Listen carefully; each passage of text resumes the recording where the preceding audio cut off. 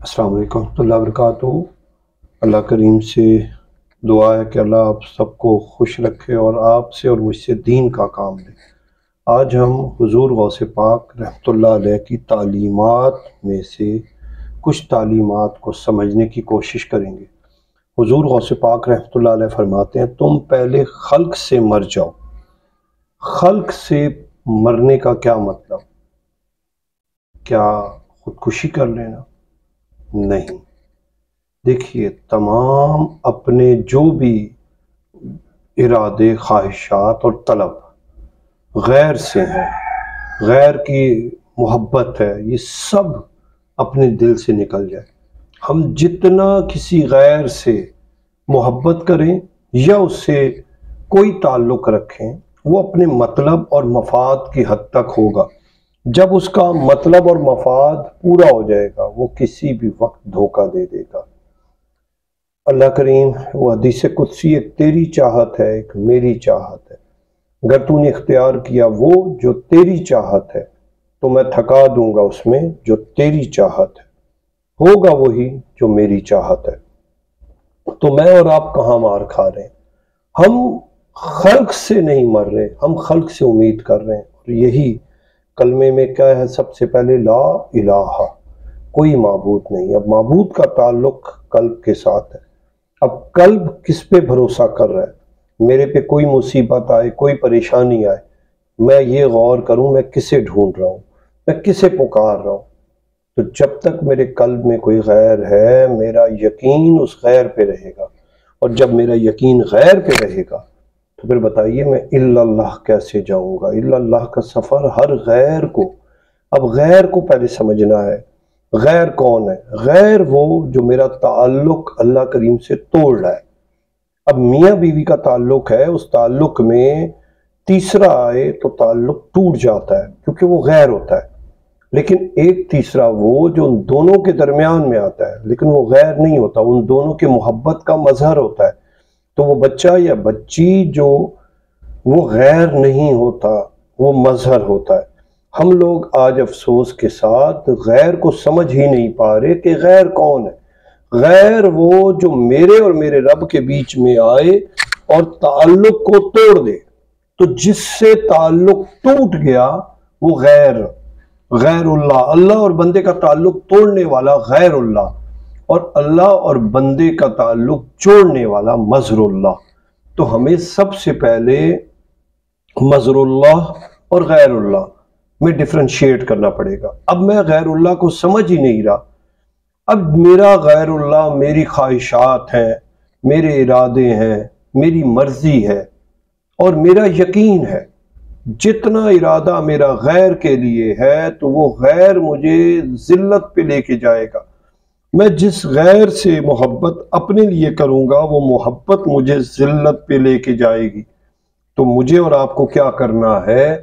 پہلے سب سے پہلے دیکھیے، سب سے پہلے آئیڈینٹیفیکیشن، میں پہچان تو کروں کہ کون میرا غیر ہے، اور جب میں غیر کو پہچان جاؤں تو اس غیر سے خود کو الگ کر لوں۔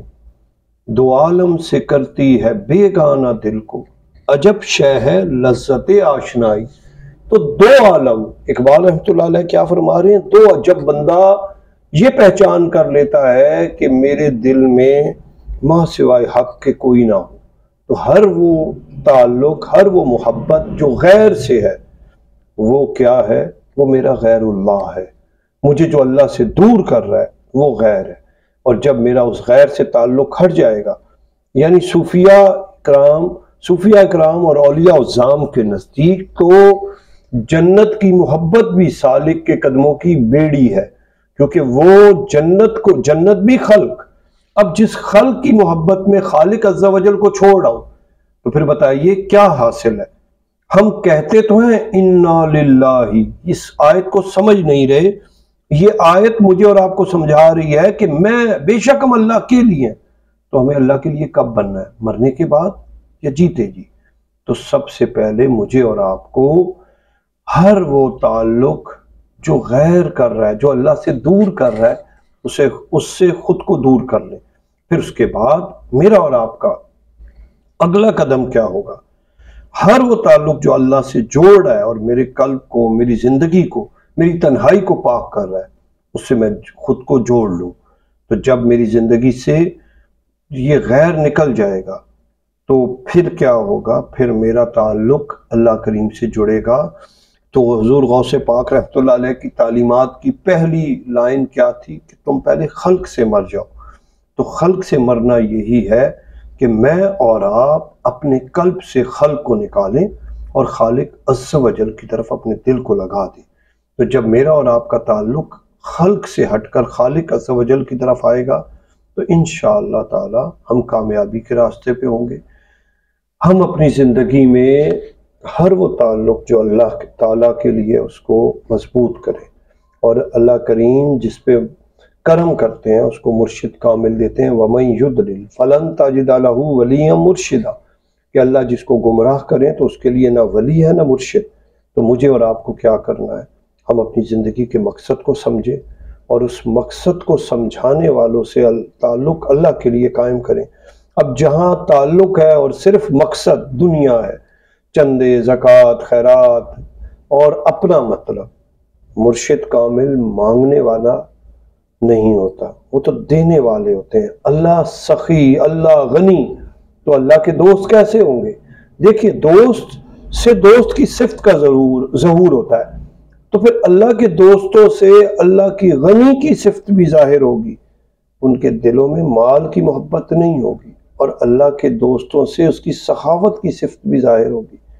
اب دیکھیے آقا علیہ السلام کا کہ اعلیٰ حضرت کیا فرماتے ہیں؟ مالک کونین ہے، پاس یہ کچھ رکھتے نہیں، دو جہاں کی نعمتیں ہیں ان کے خالی ہاتھ میں۔ اب سراقہ بن مالک اس وقت اسلام نہیں لائے تھے، آقا علیہ السلام کو پکڑوانے کے لیے آئے کہ 100 اونٹ ملیں گے۔ اب 100 اونٹ کے لالچ میں آئے، اور آقا علیہ السلام نے ان کو کیا عطا کیا؟ انہیں سراقہ رضی اللہ تعالیٰ عنہ کو جو ایمان بعد میں لائے، تو کسرا کے کنگن، تو جو کسرا کے کنگن ہے اس وقت کا سپر پاور کے کنگن، ایک وقت آیا سراقہ رضی اللہ تعالیٰ عنہ اتنے بیمار ہو گئے کہ ان کی زوجہ رونے لگ گئی، تو فرماتے ہیں ابھی میں نہیں مروں گا۔ ابھی یہ صحابی کا عقیدہ رضی اللہ تعالیٰ عنہ کہ صحابہ اکرام کا عقیدہ کیا کہ آقا علیہ السلام نے جو فرما دیا وہ حق ہے، تو وہ کیا کہ میں جب تک اپنے ہاتھوں میں کسرا کے کنگن نہیں پہن لوں گا میں، تو افسوس کے ساتھ ہم نے آقا کی جو فرمان ہے ان کو پوری طرح ماننا ہے۔